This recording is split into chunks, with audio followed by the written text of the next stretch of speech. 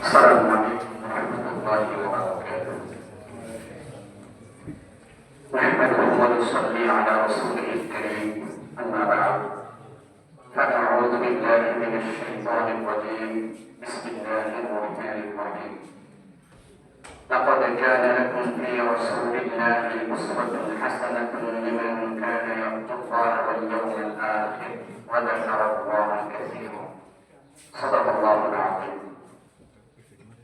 দেওয়ানিগঞ্জ union ওলামা পরিষদ এর উদ্যোগে আয়োজিত আজকে সিরাতুন নবী সাল্লাল্লাহু আলাইহি ওয়াসাল্লাম কনফারেন্স ও 2025 এসএসসি কৃতি শিক্ষার্থীদের সংবর্ধনা অনুষ্ঠানে আগত আজকের কনফারেন্সের সম্মানিত প্রধান অতিথি লক্ষ্মীপুরের সর্বজন শ্রদ্ধেয় বুজুর্গ আলেম দ্বীন হযরত মাওলানা হারুন মাদানী হাফিজাহুল্লাহ উপস্থিত আছেন এবং এই এলাকার আরো অন্যান্য গণ্যমান্য ব্যক্তিবর্গ উপস্থিত আছেন এবং ওলামা পরিষদের সম্মানিত আলেম সদস্যবৃন্দ। আমরা সকলেই মহান রব্বুল আলামিনের শুকরিয়া আদায় করছি, যিনি আমাদেরকে এমন এক কনফারেন্সে আসা বসা সমবেত হওয়ার তৌফিক দান করেছেন। সকলেই বলি আলহামদুলিল্লাহ। আমি কোরআন কারীমের সূরাতুল আহজাবের 21 নম্বর আয়াত পাঠ করেছি। আয়াতের অর্থ এবং সংক্ষিপ্ত তাফসীর করে ইনশাআল্লাহ শেষ করব। ভূমিকা স্বরূপ বলে দিই, রাসূলুল্লাহ সাল্লাল্লাহু আলাইহি ওয়াসাল্লাম 1447 হিজরি, এর আগে আরো 13 বছর ধরলে 1460 বছর আগে আল্লাহ রাসূল এই পৃথিবীতে নবুয়ত নিয়ে আগমন করেছেন। রাসূলুল্লাহ সাল্লাল্লাহু আলাইহি ওয়াসাল্লামের এই নবুয়তের নববী যে উদ্দেশ্যে আল্লাহ রাসূল এসেছেন, সেটা তখন যেরকম প্রাসঙ্গিক ছিল, প্রয়োজন ছিল, এখনো প্রাসঙ্গিক, এখনো প্রয়োজন, কিয়ামত পর্যন্ত এভাবেই থাকবে। রাসূলুল্লাহ সাল্লাল্লাহু আলাইহি ওয়াসাল্লামের আদর্শ কখনো ব্যাকডেটেড হয় না। রাসূলুল্লাহ সাল্লাল্লাহু আলাইহি ওয়াসাল্লামের আদর্শ কখনো ফুরিয়ে যায় না। সময়ের সাথে সাথে এটা পরিবর্তন হয়, ফুরিয়ে গেছে, এটা নাম হয় না, এটা চলে না এখনকার সমাজে, এমন না। এই জন্যই আল্লাহ তাআলা কোরআনে স্পষ্টভাবে বলেছেন, লাকাদ কানা লাকুম ফি রাসূলিল্লাহি উসওয়াতুন হাসানাহ। তোমাদের জন্য রয়েছে আল্লাহর রাসূলের মধ্যে, অর্থাৎ মুহাম্মদ রাসূলুল্লাহর মধ্যে উত্তম আদর্শ। মুজাদ্দিদ আল-ফিসানি রাহমাতুল্লাহি আলাইহি কোরআন কারীমের একটা আয়াত আছে, আল্লাহ তাআলা বলেন, লাকাদ মান্নাল্লাহু আলাল মুমিনিনা ইয বা'আথা ফীহিম রাসূলান মিন আনফুসিহিম ইয়াতলু আলাইহিম আয়াতিহি ওয়া ইউযাক্কিহিম ওয়া ইউআল্লিমুহুমুল কিতাবা ওয়াল হিকমা ওয়া ইন কানু মিন ক্বাবলু লাফী দালালিন মুবিন। এই আয়াতের ব্যাখ্যায় তিনি বলেছেন, একজন মানুষ হিসাবে এবং একজন মুমিন হিসাবে আল্লাহ তাআলা আমাদের উপর অনেক ইহসান এবং অনেক দয়া করেছেন। এই দয়া, অনেক দয়া, দয়ার মধ্যে অনেক বড় বড় দয়া করেছেন। তবে একজন মুমিনের উপরে আল্লাহ যে দয়াগুলো করেছেন, তার মধ্যে সবচেয়ে বড় দয়া যেটা মুজাদ্দিদ আল-ফিসানি বলেন, সেটা হচ্ছে আমাদেরকে আল্লাহ তাআলা শেষ নবীর উম্মত বানাইছেন। এটা অনেক বড় দয়া। উনি দলিল স্বরূপ এই আয়াতটা পেশ করেছেন, কারণ আল্লাহ নিজেই বলতেছেন, লাকাদ মান্নাল্লাহ, আল্লাহ নিজেই আমাদেরকে স্মরণ করিয়ে দিয়ে বলছেন যে আল্লাহ মুমিনদের উপরে অনুগ্রহ করেছেন। আল্লাহ যে অনুগ্রহকে কোট করে আলাদা করে উল্লেখ করেন, সেটা অবশ্যই অনেক বড় অনুগ্রহ।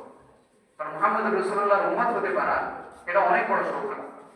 রাসূলুল্লাহ সাল্লাল্লাহু আলাইহি ওয়াসাল্লামের উম্মত হতে পেরেছি, রাসূলুল্লাহ সাল্লাল্লাহু আলাইহি ওয়াসাল্লামের সুন্নাত এবং আদর্শ এটা আমাদের জন্য পালনীয়, অনুসরণীয়, অনুকরণীয়।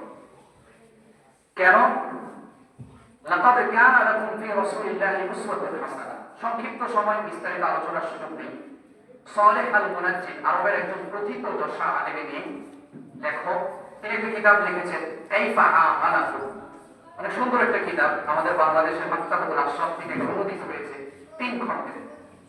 কাইফা আমালাহুমের সবচেয়ে সহজ অর্থ হচ্ছে যে নবীজির আচরণ কেমন ছিল, নবীজি আমাদের জন্য কেন উত্তম আদর্শ।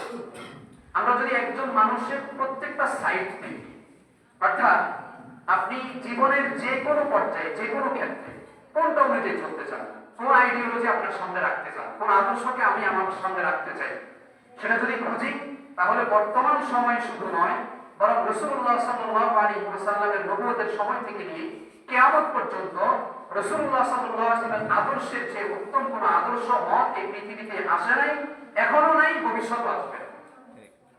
কারণ রাসূলুল্লাহ সাল্লাল্লাহু আলাইহি ওয়াসাল্লাম দেখেন, একজন মানুষ পিতা হলে সন্তানের সাথে তার আচরণ কেমন হবে রাসূলুল্লাহ সাল্লাল্লাহু আলাইহি ওয়াসাল্লামের জীবনী খুঁজলে আমরা শিখতে পাই।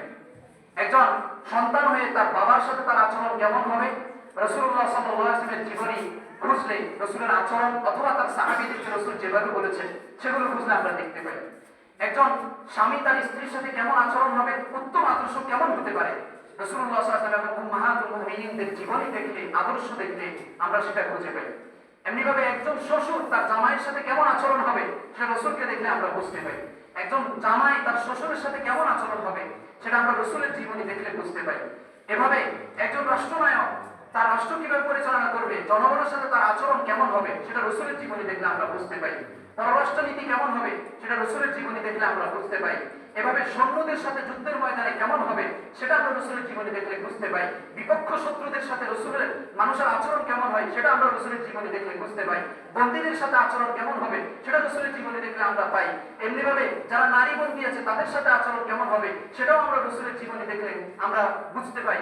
এভাবে প্রত্যেকটা অঙ্গনে রাসূলুল্লাহ সাল্লাল্লাহু আলাইহি ওয়াসাল্লাম আত্মীয়দের সাথে কেমন আচরণ করেছেন সেটা রাসূলের জীবনীতে পাওয়া যায়। অনাত্মীয়দের সাথে কেমন আচরণ করেছেন সেটা রাসূলের জীবনীতে পাওয়া যায়। বাবা মায়ের সাথে কেমন আচরণ করেছেন সেটা রাসূলের জীবনীতে পাওয়া যায়। এভাবে রাসূলুল্লাহ সাল্লাল্লাহু আলাইহি ওয়াসাল্লাম দুধ মায়ের সাথে কেমন আচরণ করেছেন সেটা রাসূলের জীবনীতে পাওয়া যায়। দুধ বোনের সাথে কেমন আচরণ করেছেন তা রাসূলুল্লাহ সাল্লাল্লাহু আলাইহি ওয়াসাল্লামের জীবনীতে পাওয়া যায়।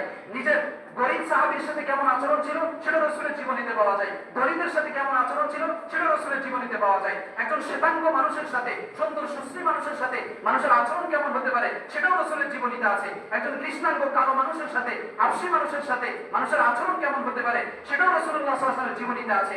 একজন নিজের ঘরের মানুষের সাথে আচরণ কেমন হবে সেটাও রাসূলের জীবনীতে আছে। বিদেশি মানুষের সাথে কেমন আচরণ হবে সেটাও রাসূলের জীবনীতে আছে। মেহমানের সাথে কেমন আচরণ হবে সেটাও রাসূলুল্লাহ সাল্লাল্লাহু আলাইহি ওয়াসাল্লামের জীবনীতে আছে। একজন কাফেরের সাথে কেমন আচরণ হবে সেটাও রাসূলুল্লাহ সাল্লাল্লাহু আলাইহি ওয়াসাল্লামের জীবনীতে আছে। মোট কথা এভরিথিং, একজন মানুষের জীবনে যতগুলো অ্যাঙ্গেল হতে পারে, যতগুলো সাইড হতে পারে, আপনি যেটাই বলবেন সেখানেই রাসূলুল্লাহ সাল্লাল্লাহু আলাইহি ওয়াসাল্লাম হয়তো বলে দিয়ে গেছেন, অথবা রাসূল করে দেখিয়েছেন, অথবা সাহাবীদেরকে বলেছেন, অথবা রাসূলের সিরাত অথবা কোরআনুল কারীমের মধ্যে রাসূলের আমলের মাধ্যমে যেটা আল্লাহ বর্ণনা করে দিয়েছেন কোরআনে, এই সব যদি আমরা খুঁজি তাহলে আমরা রাসূলুল্লাহ সাল্লাল্লাহু আলাইহি ওয়াসাল্লামের জীবনীতে আমরা পাই।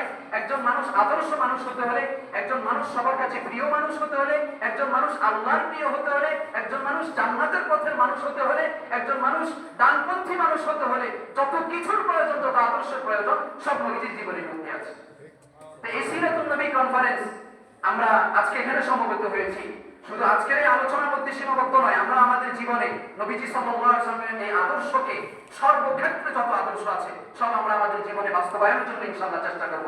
কারণ আল্লাহ কোরআনে বলেছেন উত্তম আদর্শ কাদের জন্য, লিমান কানা ইয়ারজুল্লাহ ওয়াল ইয়াউমাল আখির, ওই ব্যক্তির জন্য যে আল্লাহকে চায়, যে আখিরাতের দিবসকে চায়, ওয়া যাকারাল্লাহ কাসীরা, এবং আল্লাহকে অধিক পরিমাণে স্মরণ করে।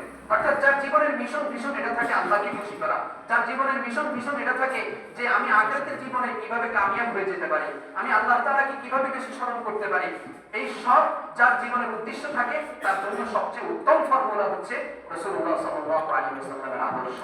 এজন্য আমরা ইনশাআল্লাহ আমাদের জীবনে, ব্যক্তিগত জীবনে, সামাজিক জীবনে, আমাদের পরিবারে, আমাদের ছাত্র শিক্ষক সকল ক্ষেত্রে আমরা ইনশাআল্লাহ নবীজি সাল্লাল্লাহু আলাইহি ওয়াসাল্লামের আদর্শ অনুযায়ী চলার জন্য চেষ্টা করব। আল্লাহ তাআলা আমাদের সবাইকে তৌফিক দান করেন।